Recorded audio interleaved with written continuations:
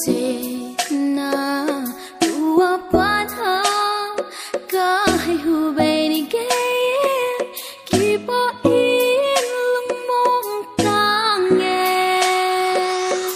amat san koi nai him ho yaom him ti zong kan he khapo nang ma mu ding zong lu geren kan nan nei khapo hila tin zil na mana lo han thanom tan tan chin thu a sei ji ven lu go in mu ding kan nom jing ei lo de go la nam na thangai ka loi no me khat ka dong in mel hoi mi phnu thu ka he no me nei sei pi in ka ti le amma ni zo si ei sei pi in alim khat zong ei vat sa ei ni khat tu sanadin ka che amun kal hun chin na bai ge kan na hitan jil kum pu tong no ma len no mai ni common ji chin nei so tai ka ve lam ma to no chu bu tin chan ka ven hi la noi lam ma ven amel ka mu cha lo wa tin na het tai ka lung in chu pa chin kam mi chin tu hi lam ta lo ven ka ko ma no a ven ti man bang a zo bi no khat ve hun ki he chin hoi dan chu pa na ku na pa ti lu ki so la a pang nei ka lung gelen ka tin tai nang ma ka lung sip jing jing tin ka hin lai sia nang ka lung se te kan tu de sing de ki lung se na tua pan ha ka hai hu bei ni ge ki po in lung mong tang ye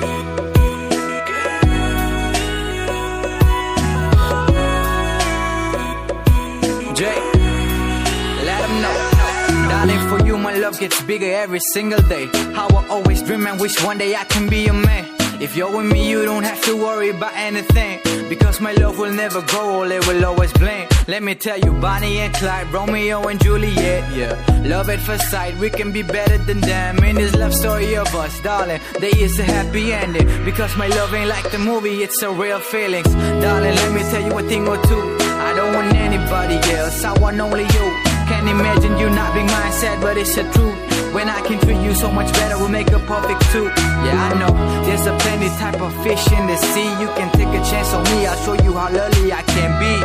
Yeah, baby, I'm the better one. I'll be a great father to our amazing kids. Namil tang ida izad ve ka kitip a izad ve ka pam pai a kangai che ham nang ma het lo wangun hui ta a izad ve ka hita na lung sin na hi ngol pi kham se na hi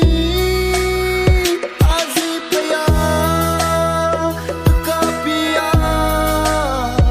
azi paya na pu ka do hai ki kheling tu sim ki khel zing hilak nang ka mai na ki khel ti na